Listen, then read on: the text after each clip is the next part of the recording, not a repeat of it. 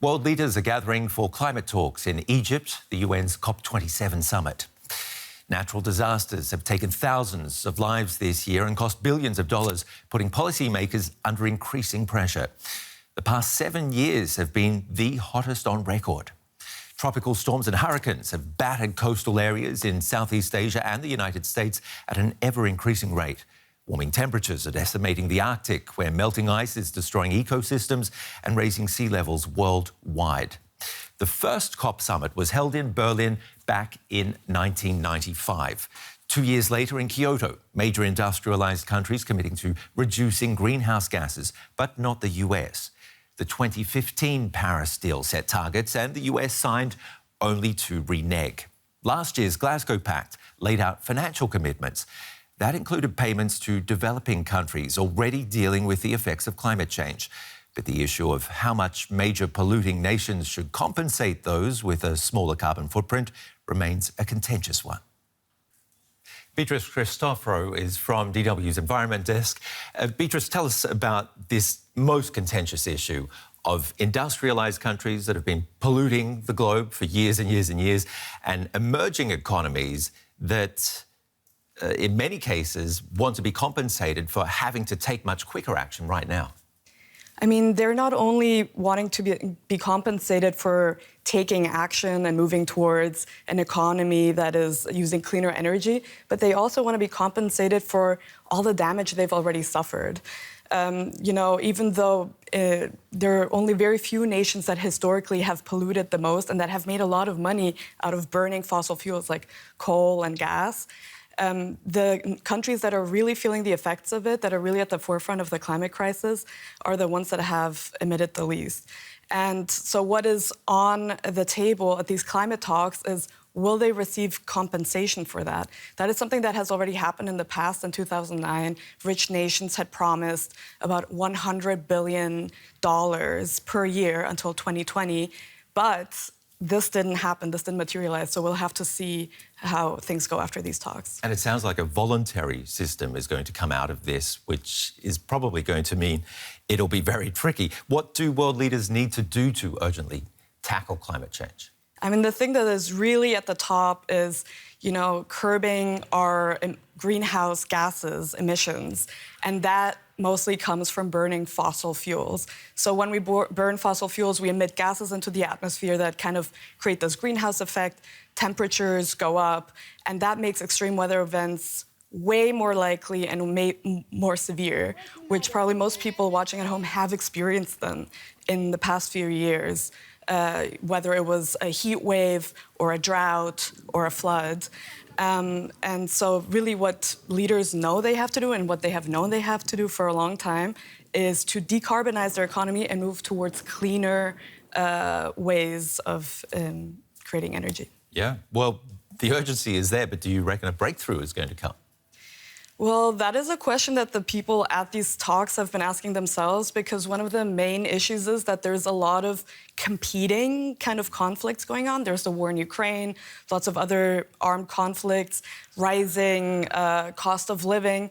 So what even world leaders have said is, how are we going to find the money to channel towards the climate when we're fighting all of these other issues? But what we have seen in past talks is, even if there's no breakthrough, there tends to be incremental progress, and at least the nations are feeling a little bit of pressure each time to make higher pledges and to change the way their economy works. Some hope there. Beatrice, thank you very much for coming in. Thank you.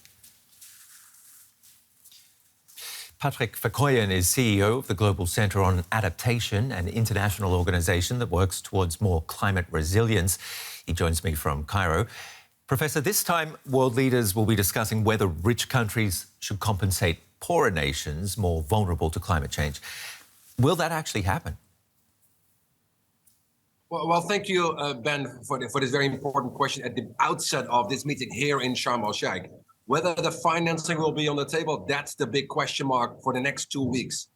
African leaders have drummed up lots of support amongst themselves to finance adaptation. I mean, it's very important that more financing will go to those who are living on the front lines, whether it's in the Horn of Africa, which has massive droughts, or in the western part of Africa, say in Senegal, which loses 10% of GDP every single year. African leaders expect money to flow. African leaders expect the commitments of Glasgow last year, a year ago. World leaders, particularly leaders from the West, they promised to double finance to adaptation, particularly to Africa. Whether that will come through is the big question here in Sharm el-Sheikh. How do you meet those needs? For example, in Africa, you tweeted that success at COP27 does depend on whether the needs of Africa are met. When industrialized nations are investing so much money in renewables and should also be picking up the bill for those that haven't or those who are still behind, like the developing nations? Well, the African story is quite compelling. Why? I mean, less than 3% of greenhouse gas emissions come from Africa. 9 out of the 10 most vulnerable nations to the impacts of climate change happen to be in Africa. So there's a profound moral injustice in the system. So African leaders said, you know what? We have a plan. They put on the table the largest adaptation plan to date, the Africa Adaptation Acceleration Program. What is it? $25 billion over 5 years for resilient agriculture, for resilient infrastructure, for youth and jobs. They now expect this plan to be capitalized. What are the needs for a continent such as Africa on an annual basis?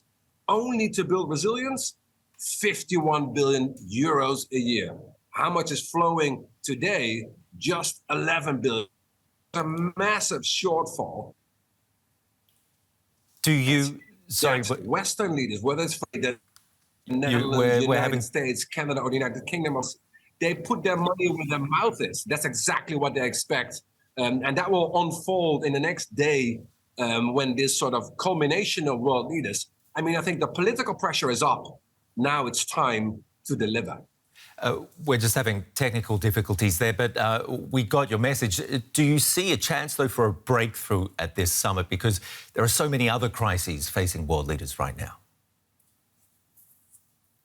Yeah, so it's obviously clear that this climate summit happens against the backdrop of the Ukraine crisis, massive inflation, countries still recovering from COVID. So this is a very complicated time. But the choice is very simple. We either delay and pay, or we plan and prosper. So I'm neither a pessimist or an optimist, but very determined. Finance has to flow for those living on the front lines. It's important for Africa, but it is also important for the rest of the world. Chief Executive of the Global Centre on Adaptation, Patrick Verkooyen, thank you very much for your time. My pleasure.